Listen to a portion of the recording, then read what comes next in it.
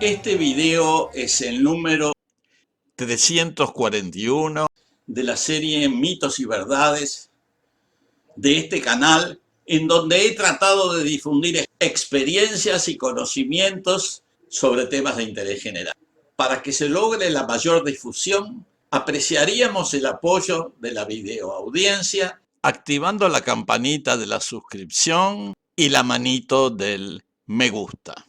En este caso, la presentación versará sobre el tema histórico del analfabetismo, acerca del teatro y las comunicaciones globales del mundo contemporáneo.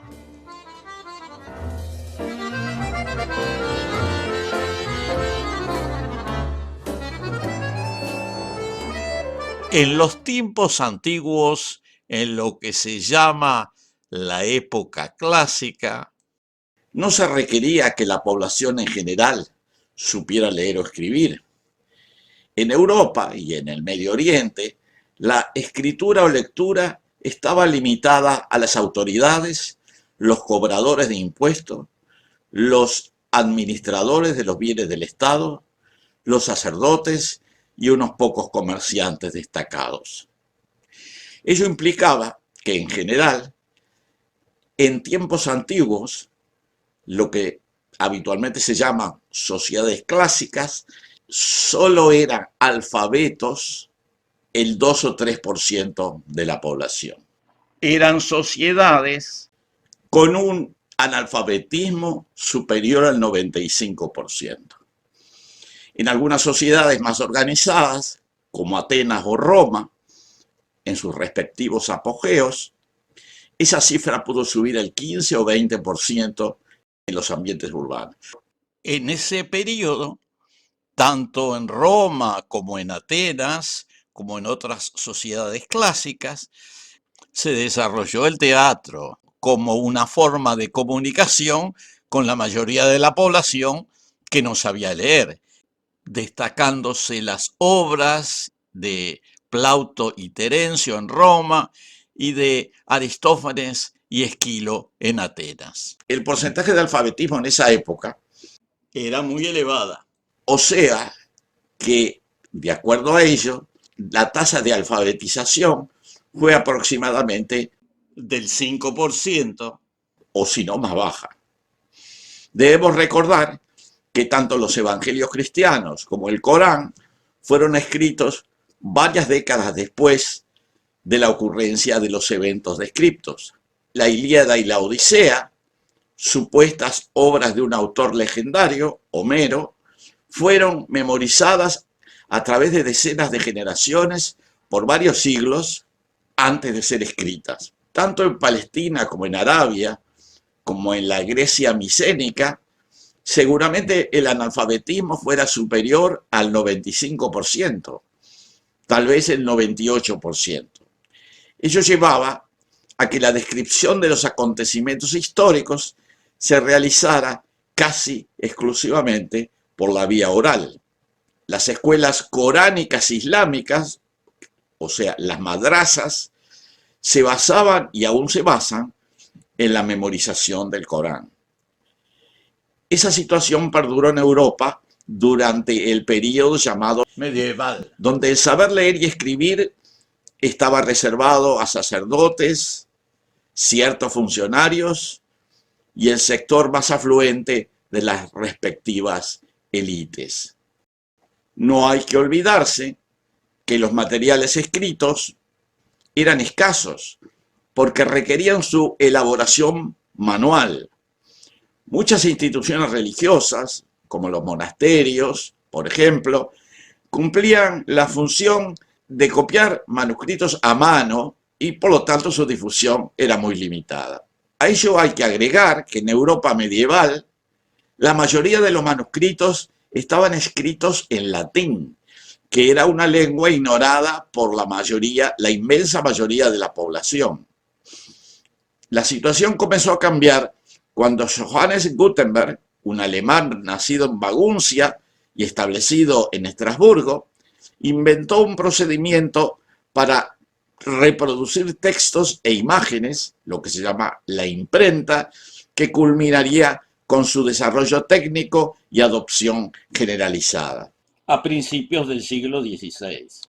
El proceso de alfabetización fue muy lento. El latín siguió siendo la lengua de la Iglesia Católica, que en gran medida impedía la difusión efectiva de los materiales impresos. Recién en el siglo XVI, los libros comenzaron a escribirse en las lenguas efectivamente habladas, el alemán, el italiano, el francés y el castellano. En el siglo XVII, en época de William Shakespeare, el analfabetismo llegaba al 90% en Inglaterra. En Francia, durante el siglo XVIII, los alfabetos eran apenas el 10%. En las principales sociedades de Europa occidental empezaron a tener importancia las representaciones teatrales. En España también tuvo importancia el teatro. En los siglos XV y XVI, el teatro había surgido en las iglesias, pues fue allí en donde aparecieron las primeras obras, que consistían en la representación de los textos evangélicos en fechas importantes del calendario cristiano, por ejemplo, Navidad, Semana Santa, Corpus Christi. También había representaciones de teatro muy refinadas y que generalmente se representaban en palacio. El teatro popular fuera de las iglesias era un género nada refinado. Al siglo siguiente, en el siglo XVII, simultáneamente con la prosperidad económica del reino español, se desarrolló lo que se llamó el teatro español del siglo de oro, tanto en los dominios peninsulares como de ultramar de este imperio. Del mismo modo que en Inglaterra y en Francia durante todo el siglo XVII, en España el teatro fue sin duda el espectáculo por excelencia que presenciaban desde el rey hasta los más humildes. Se comprende que ante la demanda de un género que producía fama y bienes económicos, muchos poetas se dedicaran a la creación de piezas dramáticas, como son el caso de Lope de Vega, Juan Ruiz de Alarcón, Tirso de Molina, Pedro Calderón de la Barca, Francisco Gómez de Quevedo y Villegas, etc. Al mismo tiempo, en Francia se desarrollaban las trupes de teatro, como la trupe real, que recibía una pensión del rey, que representaban obras dramáticas de Corneille y de Racine, y la trupe del teatro ilustre, dirigida por el propio Molière, que era quien escribía la mayoría de las obras representadas. Del mismo modo, durante el siglo XVII, en Inglaterra se desarrolló un teatro de una gran intensidad dramática y gran repercusión popular, principalmente representado por las obras de William Shakespeare, cuya trascendencia se extendió hasta nuestros días. Debido a las limitaciones que implicaba el alto grado de analfabetismo, el teatro representó un importante instrumento de socialización. Por esa razón, eran tan importantes las obras teatrales y la representación de teatro, tanto en España como en Francia como en Inglaterra. Ellas eran la mejor forma de comunicación para una población que mayoritariamente no sabía leer.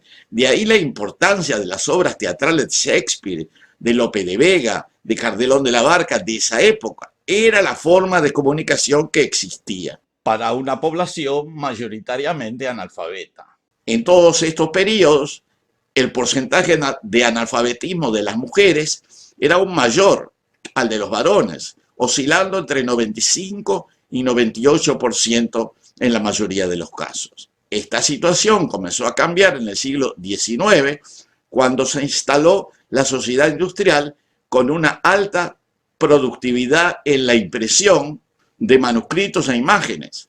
Se observó una progresión de la tasa de alfabetismo que comenzó en un 10 o 15% a principios del siglo en Europa y en ciudades de las colonias americanas y culminó en un 30 a 50% al fin del siglo XIX. El siglo XX fue el periodo de la alfabetización a nivel global. En las sociedades influenciadas por la cultura y lenguajes europeos principales, se difundieron los materiales escritos, se popularizaron y democratizaron las escuelas, y en los países de cultura oral se adoptaron sistemas escritos que permitieron su difusión a nivel general. Junto con la difusión de textos e imágenes, se produjo una evolución cultural que incidió en nuevas realidades sociales y políticas. En el siglo XXI se ha agregado la difusión de textos e imágenes en forma remota e instantánea que permitió un acceso aún más rápido a todos los textos de diferente tipo, imágenes, información e ideas. Podemos decir que hay alfabetización, pero ahora, en el siglo XXI, es una alfabetización de nuevo tipo, una alfabetización informática con gran dinamismo, cuya evolución futura es difícil de prever.